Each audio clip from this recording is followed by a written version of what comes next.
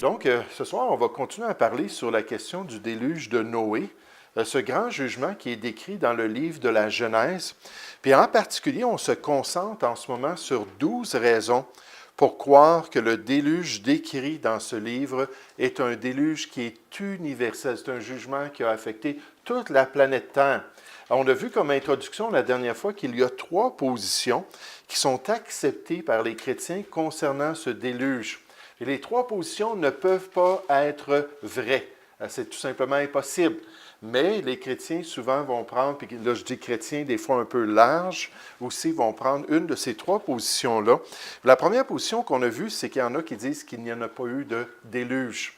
Le livre de la Genèse, on ne doit pas le prendre d'une manière littérale, ce n'est pas de l'histoire passée, on doit juste voir du symbolisme, on doit juste apprendre des belles leçons spirituelles, mais il n'y a pas eu de déluge, et ça c'est vraiment hérétique. Parce que ce n'est pas seulement dans le livre de la Genèse qu'on décrit le déluge, à travers l'Ancien Testament et à travers le Nouveau Testament, on en parle de même, nous disant qu'il y a eu effectivement ce jugement-là de Dieu dans le passé. Ensuite, on a vu que d'autres chrétiens disent, oui, il y a eu un déluge particulier dans une région du monde, la région où Noé et sa famille habitaient. Donc, c'est juste local, c'est juste peut-être dans la région de la Mésopotamie, et c'est là qu'il y a eu une grosse inondation qui a affecté les gens qui habitaient dans cette région-là. Et ça, c'est vraiment un compromis de dire cela. Puis la dernière position, c'est la position qu'on considère biblique, c'est que le déluge de Noé était universel. Le déluge de Noé était mondial, c'est-à-dire qu'il a couvert toute la planète Terre en entier. Puis pour défendre cette position biblique-là, il y a 12 raisons qui sont tirées du texte biblique qui nous sont suggérées pour nous affermir dans notre foi. Puis quand on voit des choses comme ça, peut-être on dit, oui, mais ça ne change pas grand-chose dans ma vie. Est-ce qu'on devrait prendre du temps de regarder un sujet comme le déluge de Noé, puis débattre là, ce que les chrétiens croient, puis ainsi de suite? Moi, je crois que c'est une responsabilité de faire des efforts pour s'assurer de bien comprendre le message de Dieu. Dans 1 Thessaloniciens 5, au verset 21, ça dit « Mais examinez toutes choses ». Puis le mot « examen » ici, ça veut dire de faire des tests, d'analyser, de regarder, de s'assurer de bien comprendre les choses, examinez toutes choses, retenez ce qui est bon et abstenez-vous de toute espèce de mal. Donc, si de dire qu'il n'y a pas eu de déluge, c'est mal aux yeux de Dieu, il ne faut pas le dire. Et si le fait de dire que le déluge était seulement local dans une région à l'époque de Noé et que ce n'est pas la vérité, alors il ne faut pas dire cela non plus. Mais ce n'est pas parce qu'il y a des chrétiens qui croient ces choses-là que ça les rend vrais. Il faut vraiment se tourner vers la parole de Dieu, même en face de l'enseignement des apôtres. Dans le livre des Actes, au chapitre 17, on nous dit que ces Juifs avaient des sentiments plus nobles. Là, c'est un commentaire du Saint-Esprit de Dieu concernant ces gens-là à Bérée, en comparaison avec les Juifs qui étaient à Thessalonique. Puis ce qui est intéressant, c'est que quand Paul a prêché à Thessalonique, il y a très peu de Juifs qui ont été sauvés et il y a plusieurs non-Juifs, des païens qui ont été sauvés. Et quand il est arrivé à Bérée, il y a beaucoup de Juifs et beaucoup de païens. Puis la différence, c'était le cœur. Quand c'est une bonne terre et que la semence incorruptible peut être mise dans une bonne terre, il va y avoir du fruit. Donc, c'est vraiment la distinction, mais regardez comment ils démontraient leur noblesse. Ces Juifs avaient des sentiments plus nobles que ceux de Thessalonique. Ils reçurent la parole avec beaucoup d'empressement. Ils avaient soif de la Bible, ils avaient soif du message de Dieu. Et ils examinaient chaque jour les Écritures pour voir si ce qu'on leur disait était exact. Donc, il faut revenir au récit biblique pour comprendre quelle est la position sur le déluge qui est en accord avec la vérité de Dieu. La Bible me dit, examinez ce qui est agréable au Seigneur. Quelle est la position que je prends dans ma vie sur ces différents sujets-là? Est-ce que c'est agréable au Seigneur? Et ne prenez point part aux œuvres infructueuses des ténèbres, mais plutôt condamnez-les. Donc, c'est ce qu'on va continuer à faire ce soir. On va faire une petite révision de ce qu'on peut déduire du texte inspiré de Dieu. Puis on avait vu la dernière fois que la question d'un déluge universel était vraiment quelque chose qui était logique lorsqu'on pensait à la question d'une arche. On a regardé les dimensions, on ne reviendra pas sur tous ces détails-là, les dimensions de l'arche, on a regardé la nécessité que Dieu lui a dit de construire une arche. Mais si ça avait été local, nécessairement, Noé et sa famille auraient pu juste marcher. Puis s'en aller après quelques mois. Là, on parle de décennies pour construire une arche. Après quelques mois, ils seraient complètement sortis de la région. Ils auraient pu faire des milliers de kilomètres, puis s'en aller totalement dans une autre région, que ce soit s'en aller dans la région de l'Inde, ou dans l'Inde avant le déluge, ce n'était pas tout à fait les mêmes régions, là, ou s'en aller jusqu'en Égypte, mais quitter l'endroit complètement. Mais Dieu dit non, vous avez besoin d'une arche. Et la seule raison qui est vraiment valable, c'est que c'était quelque chose qui était universel. Ensuite, deuxièmement, on a vu le besoin de tous les animaux, de prendre tous les animaux. Disons qu'il y avait des catégories d'animaux. Ceux qui avaient le souffle de vie, puis Dieu a donné là, des critères, mais les animaux qui allaient périr s'il y avait un déluge. Puis pourquoi prendre tous ces animaux-là encore si on pense au fait que dans la prochaine région, sur le prochain continent, bien, il y en a déjà des animaux, on peut juste recommencer avec eux autres. Mais non, parce que c'était quelque chose d'universel, c'était nécessaire. Puis là, on a parlé des oiseaux. S'il y a un animal qui a un instinct migratoire, bien souvent, c'est bien les oiseaux. Puis des fois, ils peuvent voler pendant des milliers de kilomètres avec juste quelques calories d'énergie qu'ils vont prendre, puis s'en aller comme ça dans une autre région complètement.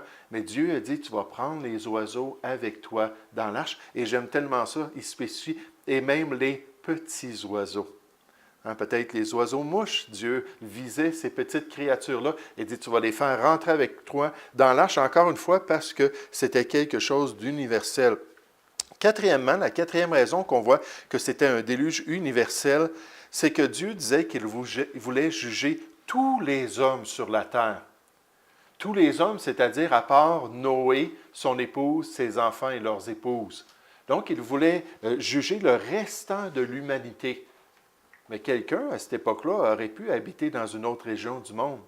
Si on a un déluge qui est local, il y aurait peut-être d'autres mondes qui auraient survécu à cela. Donc Dieu a dit, c'est quelque chose qui doit frapper tous les gens, toute cette génération-là. Je veux les exterminer. Ils ont rempli la terre de violence. Alors je veux me débarrasser de ces gens-là. Encore une fois, ça pointe vers la conclusion logique que c'était un déluge universel. Maintenant, cinquièmement, le cinquième argument ou la cinquième raison qui nous montre que le déluge de Noé était universel, c'est qu'il est présenté comme le type du jugement à venir dans la parole de Dieu. Ce qui s'est produit à l'époque de Noé est utilisé dans les Écritures pour nous parler de ce que Dieu va faire dans les derniers temps. Lorsqu'il va juger la terre entière. On se souvient quand Jésus avait dit ce qui s'est produit à l'époque de Noé se produira de même. Puis là, il décrit les caractéristiques de son avènement et du jugement qui va venir lorsque Christ va punir la terre entière à cause de sa rébellion contre le plan de Dieu. Donc, étant donné que c'est un type de ce jugement-là et qu'il est universel, et là, la question, c'est pourquoi est-ce que Dieu mélangerait les choses? Pourquoi est-ce que Dieu nous parlerait de quelque chose qui est différent? Dans 2 Pierre, chapitre 3, verset 5, on nous dit les moqueurs qui vont venir dans les derniers temps, qu'ils veulent ignorer en effet que des cieux existèrent autrefois par la parole de Dieu. Et combien de personnes veulent ignorer le Créateur et son œuvre. Juste quand on faisait de l'évangélisation, il y a quelques jeunes personnes qui parlaient avec Maxime. Puis à un moment donné, là, une des personnes a dit « Ah, moi, là, je crois qu'il y a vraiment eu des dinosaures, puis ils ont été transformés en oiseaux, puis ils se sont transformés dans toutes sortes d'animaux, puis les animaux qu'on a aujourd'hui, c'est tout à cause de l'évolution. » Puis il était catégorique. Là. Voici là, ce que je crois qui s'est produit dans l'histoire de l'homme. Mais on nous dit dans les derniers temps, ça va être le message populaire. Ça va être ce que les gens vont vouloir entendre. Dans 2 Timothée, chapitre 4, au verset 3, ça nous dit que dans les derniers temps, les hommes ne voudront pas supporter la saine doctrine, mais ayant la démangeaison d'entendre des choses agréables, ils se donneront une foule de docteurs selon leurs propres désirs, détourneront l'oreille de la vérité et se tourneront vers les fables. Et des théories comme la théorie de l'évolution, c'est une fable. C'est une fabrication de toutes parts de l'imagination de l'homme qui n'a pas de base scientifique, qui n'a pas de fondement du tout dans la science pour démontrer que ces choses se sont produites lorsqu'on parle nécessairement de l'évolution d'une amibe jusqu'à l'être humain. Je ne parle pas des adaptations puis des transformations dans une même espèce, là, mais je parle vraiment dans le sens général, classique de l'évolution, cette transformation-là à travers le temps.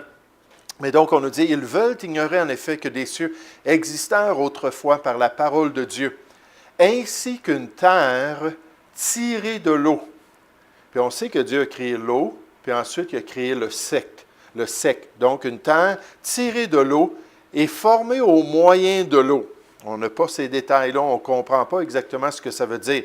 Et que par ces choses, le monde d'alors périt, submergé par l'eau. Donc, on nous parle du déluge, le monde antédiluvien qui a péri. Puis là, on fait la correspondance avec l'œuvre que Dieu va accomplir. Il dit, mais par la même parole, les cieux et la terre d'à présent sont gardés et réservés pour le feu, pour le jour du jugement et de la ruine des hommes impies. Puis là, Pierre continue dans ce chapitre-là en parlant de toutes les œuvres que l'homme a faites sur la terre, en parlant même de la poussière de la terre. Tout va être détruit. Dieu va rouler l'univers comme un vêtement usé, puis il va tout simplement créer des nouveaux cieux et une nouvelle terre. Donc, il nous dit, comme ça s'est produit à cette époque-là, de la même manière, voici ce qui va arriver dans les derniers temps. Et cette correspondance-là est claire dans la parole de Dieu et même dans les enseignements du Seigneur Jésus. Alors, pourquoi décrire le déluge de Noé et ensuite le comparer au jugement universel des derniers temps si ce n'était pas un déluge universel? Ça ne ferait aucun sens. Pourquoi faire cette correspondance de deux choses ou de deux événements dans le plan de Dieu qui ne sont pas égales en proportion et en portée? C'est évident que Dieu voulait qu'on comprenne qu'il a jugé entièrement le monde dans le passé et qu'il va le juger de même dans l'avenir. Donc ça, c'est notre cinquième point ce soir, ce cinquième argument-là. Le type de jugement, le type du jugement qui est à venir. Maintenant, le déluge est décrit de même comme s'élevant au-dessus des hautes montagnes. Ça, c'est notre point numéro 6, notre sixième raison pour croire que c'est un déluge universel. Puis on nous donne la description de ce déluge-là, puis on nous dit que le déluge va s'élever au-dessus des montagnes du monde. Puis là, pensez à cela, est-ce que ça serait possible d'avoir un déluge? Je pense que ça serait un miracle incroyable, d'avoir un déluge dans une région du monde qui s'élèverait au-dessus des montagnes de cette région-là et qui resterait là pendant un nombre de jours. Ça ne se ferait pas nécessairement, l'eau s'écoulerait, puis l'eau suivrait son cours, puis chercherait l'endroit où il y a le moins de résistance. Puis la Bible nous dit que le déluge de Noé s'est élevé au-dessus des montagnes de ce monde. Comment est-ce que ça serait possible, puis regardez cette illustration-là, comment est-ce que ça serait possible, si on veut donner là, une correspondance naturelle à ce phénomène-là, même si c'est Dieu qui l'aurait produit, comment pourrais-je se produire si c'était quelque chose qui est local? Évidemment, ça ne se peut pas. Dans Genèse chapitre 7 au verset 17, on a dit « Le déluge fut 40 jours sur la terre. Les eaux crurent et soulevèrent l'arche, et elle s'éleva au-dessus de la terre. Les eaux grossirent et s'accrurent beaucoup sur la terre, et l'arche flotta sur la surface des eaux. Les eaux grossirent de plus en plus, et toutes les hautes montagnes qui sont sous le ciel entier furent couvertes. » Donc là, on a une déclaration très claire. Les montagnes ont été couvertes. Les eaux s'élevèrent de 15 coudées au-dessus des montagnes qui furent couvertes. La coudée standard, c'était une coudée d'1,5 pied. Donc, 15 coudées, c'est plus de 20 pieds, 22 pieds environ, au-dessus des montagnes. Donc, pensez à une maison là, à 2 étages, puis mettez ça sur les plus hautes montagnes du monde, puis là, c'est là le niveau que l'eau a atteint à cause de cette œuvre-là extraordinaire. Puis nécessairement, on a les effets de cela qui sont clairs, ce sont des effets mondiaux. Tout ce qui se mouvait sur la terre périt, tant les oiseaux que le bétail et les animaux, tout ce qui rampait sur la terre et tous les hommes. On ne peut pas avoir un langage plus clair que cela. Tout ce qui avait respiration, souffle de vie dans ses narines, et qui était sur la terre sèche, mourut. Tous les êtres qui étaient sur la face de la terre furent exterminés, depuis l'homme jusqu'au bétail, aux reptiles et aux oiseaux du ciel. Ils furent exterminés de la terre. Il ne resta que Noé et ce qui était avec lui dans l'arche. Donc, si vous regardez un film de Hollywood, puis vous voyez un autre vaisseau approcher de l'arche, puis commencer à lancer des pierres sur l'arche, puis ainsi de suite, là, c'est totalement anti-biblique de croire ça. La Bible nous dit qu'il n'y en avait pas une deuxième arche, il n'y avait pas de bateau. C'était seulement Noé et sa famille qui ont survécu cela à cause que c'était un effet mondial ayant atteint toutes les nations du monde, ou tous les continents du monde. Maintenant, un fait intéressant, c'est qu'on retrouve des fossiles aquatiques sur toutes les montagnes du monde. Peu importe où on va sur la planète, puis on va sur le mont Everest, par exemple, puis on escalade le mont Everest, puis on commence à creuser un petit peu, on commence à être un bon paléontologue, puis on fouille dans la terre, puis là, on va tomber sur des fossiles aquatiques. Ce qui démontre qu'il y a eu de l'eau au-dessus de toutes ces montagnes-là dans le passé. Juste en passant, quand on parle des fossiles, il faut réaliser que 90% des fossiles, on parle des dinosaures ou des ancêtres de l'homme ou des créatures, des espèces disparues, puis là, on parle de milliards de fossiles. 90% de tous les fossiles qui se trouvent dans la Terre, qu'on a découverts jusqu'à présent, sont des fossiles aquatiques. Toutes sortes de fossiles de créatures, des petites créatures, des grosses créatures. Et quand on escalade les montagnes, on peut en trouver aussi. Nous montrons encore que Dieu ne se trompe pas, puis qu'on a vraiment là, les vestiges d'un déluge universel qui a couvert toute la planète Terre. Donc ça, c'est le point numéro 6. Encore une fois, on peut se poser la question, pourquoi le récit du déluge mentionne-t-il ce détail précis s'il n'était pas vrai? Et donc, si on veut croire les théories humaines, puis ne pas croire que c'était un déluge universel, bien là, il faut commencer à miner l'autorité de la parole de Dieu. Il faut commencer à se détourner de ce qui est clairement dit dans les Écritures. Pourquoi, en tant que chrétien, ne pas croire tout simplement au témoignage clair des Écritures? Pourquoi ne pas accepter ce que le Seigneur a dit? Une des thèses que j'ai faites lorsque j'étais en train d'étudier en apologétique, c'est un petit livre que j'ai écrit qui s'intitule « À la défense d'une jeune terre ». Puis ce que je fais dans ce livre-là, c'est que je montre que bibliquement et scientifiquement, la Terre n'a pas des millions d'années. Ça, ce n'est tout simplement pas biblique et tout simplement pas scientifique. Et une des conclusions que je fais dans cette thèse-là, c'est pourquoi ne pas croire à ce que Dieu nous a dit. Pourquoi ne pas tout simplement accepter que celui qui était là, celui qui connaît toutes choses, celui qui est vraiment la cause personnelle de l'univers, pourquoi ne pas croire le témoignage qu'il nous a dit concernant ces choses-là?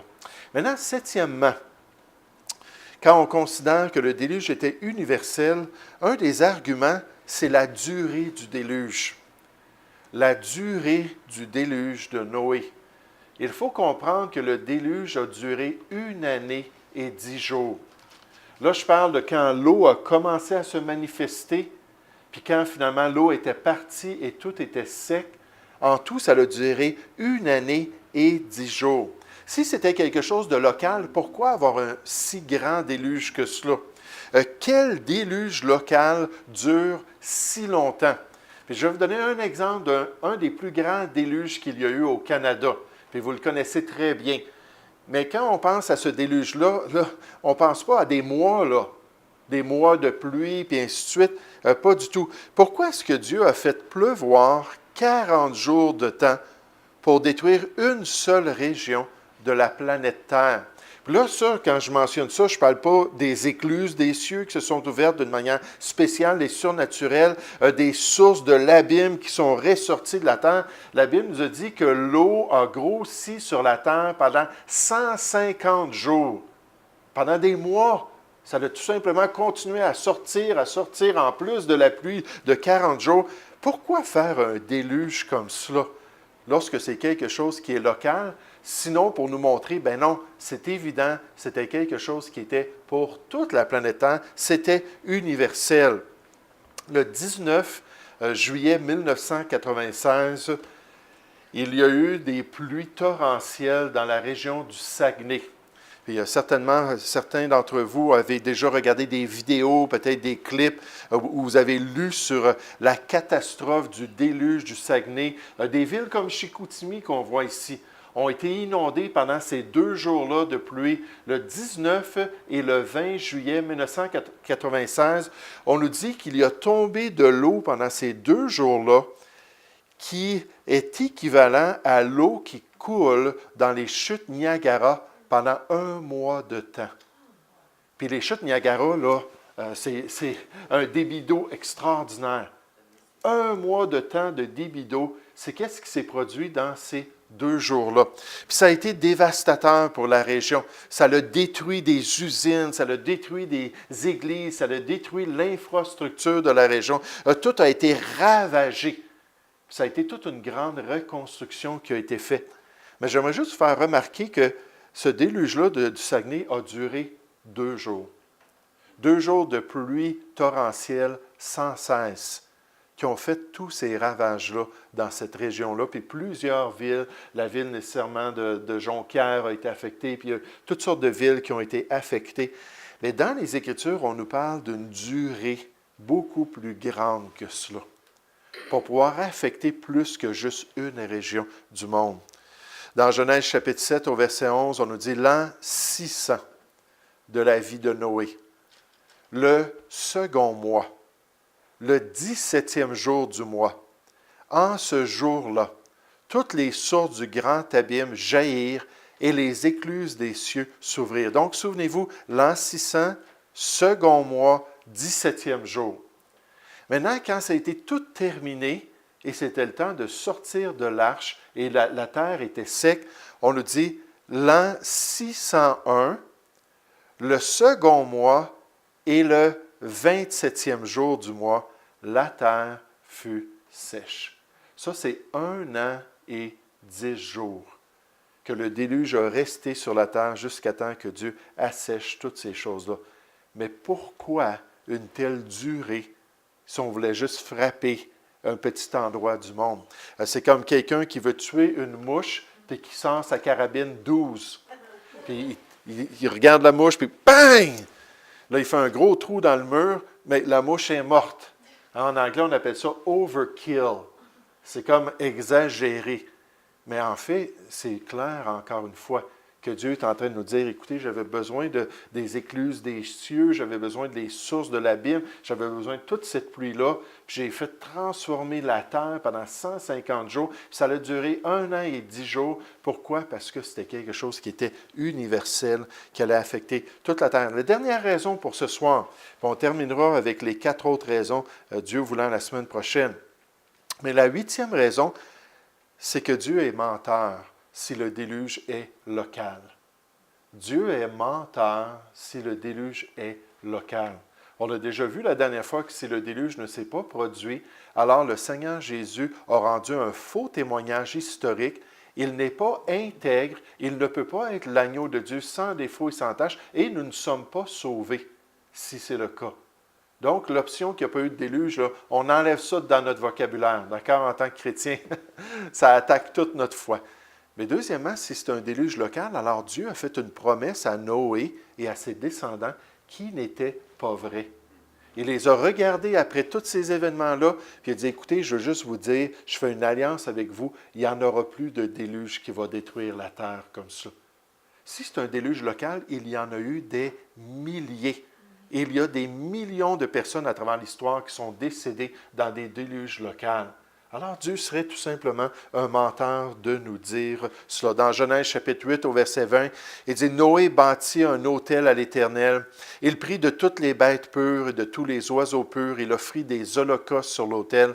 L'Éternel sentit une odeur agréable.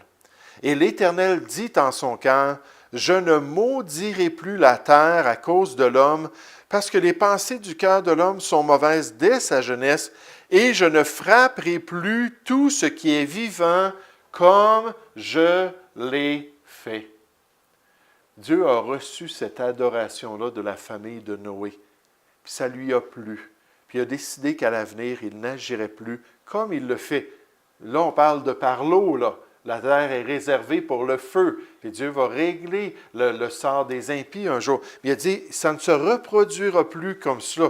Il répète la même chose dans Genèse chapitre 9 au verset 11. Il dit, j'établis mon alliance avec vous. Aucune chair ne sera plus exterminée par les eaux du déluge, et il n'y aura plus de déluge pour détruire la terre.